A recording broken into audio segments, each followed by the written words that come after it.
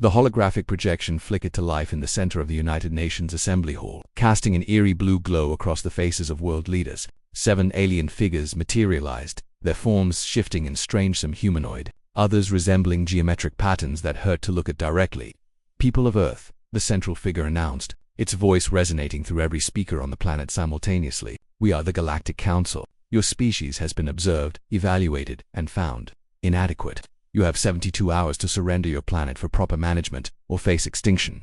Dr. Lisa Chen didn't flinch. While diplomats gasped and leaders shouted, she remained perfectly still in a seat at the back of the hall, her dark eyes fixed on the projection. As the head of DARPA's Quantum Defense Initiative, she had spent the last decade preparing for this exact moment, not because she believed in aliens, but because she believed in being prepared for anything. Beside her, Vin Diesel sat with his arms crossed, his muscular frame tense but controlled. The former Special Forces operative turned head of Earth's newly formed Planetary Defense Unit had always trusted Lisa's instincts. When she'd recruited him 3 years ago, she'd said something that had stuck with him. "The universe is too big for us to be alone, and too dangerous for us to be unprepared."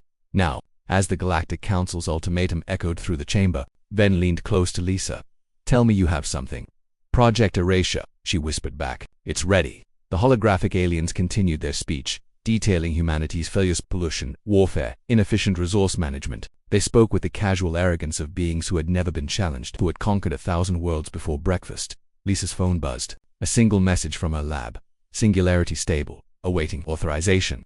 She had discovered it by accidental quantum anomaly that existed outside the normal flow of causality. It wasn't a weapon in the traditional sense. It was something far more elegant and terrifying. Project Erasure could retroactively eliminate anything from the timeline, as if it had never existed at all. The mathematics was sound, but the implications were staggering. Use it wrong, and you could unravel reality itself. 72 hours, the lead alien repeated, its translucent form pulsing with satisfaction. "Choose wisely, humans. The Council's judgment is final." The projection vanished. Chaos erupted. Leaders shouted over each other, demanding military action, diplomatic solutions, prayer. Lisa stood calmly and made her way toward the exit, Vin following like a shadow. "You're really going to do this?" he asked once they were in the corridor. "Erase them." "They made a mistake," Lisa replied, her heels clicking against the marble floor with metronomic precision. "They announced their presence before understanding what we're capable of. They think we're primitive. They don't realize that sometimes the most dangerous species is the one that's desperate enough to try anything."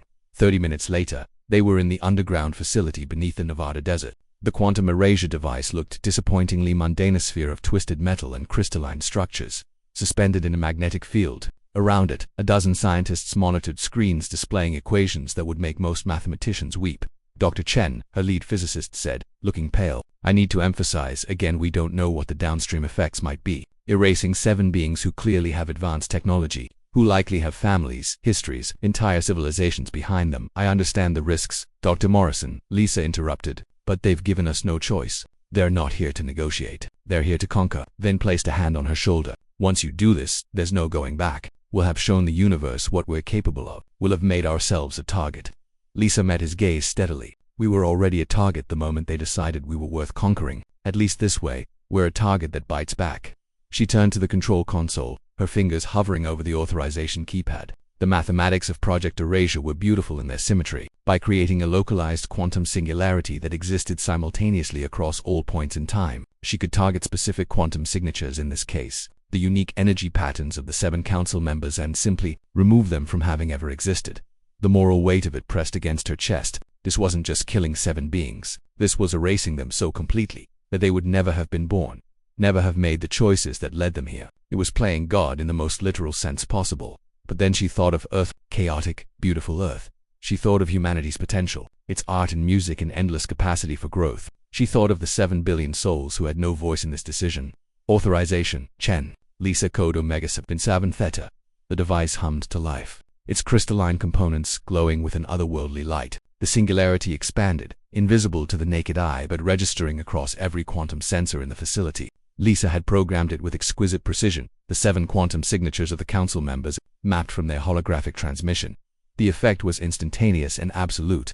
Across the galaxy, the Galactic Council's Grand Chamber on Nexus Prime simply changed. Where 7 seats had once held 7 of the most powerful beings in known space, there were now only empty pedestals that had mysteriously never held anyone at all. Their colleagues blinked in confusion. Hadn't there been? No, there were always only 12 council members. Why did they think there were 19? On Earth, the holographic transmission was suddenly just a strange technical glitch that had interrupted the UN assembly. World leaders looked at each other in confusion. Why had they all gathered in such a panic? There had been some kind of system malfunction, but surely nothing more. Only in the Nevada facility did anyone remember. Lisa had built in a quantum shield to protect the memories of everyone in the room. They alone would carry the knowledge of what had happened, what they had done. "They're gone," Dr. Morrison whispered, staring at his screens in awe and horror. "Completely gone. The timeline has restructured around their absence. It's as if they never existed." Vin looked at Lisa, seeing the weight settling onto her shoulders. "You're okay." She nodded slowly, though her hands were shaking. "I will be. We just proved something important today." "What's that?" "That Earth doesn't need to be the strongest species in the galaxy," Lisa said quietly. "We just need to be the most unpredictable, the most willing to do what others consider impossible or unthinkable." She powered down the erasure device, its glow fading to darkness. Somewhere out in the cosmos, the universe continued, slightly different than before, with 7 fewer tyrants threatening primitive worlds, and in a secret facility beneath the Nevada desert, humanity kept its greatest secret, that we had fired the first shot in a war most species would never know had been fought. Lisa Chen looked at her team. "Not a word of this ever leaves this room." As far as history is concerned, this day was completely ordinary. But as she left the facility and stepped into the desert sun, she couldn't shake the feeling that somewhere, somehow, the universe had noticed.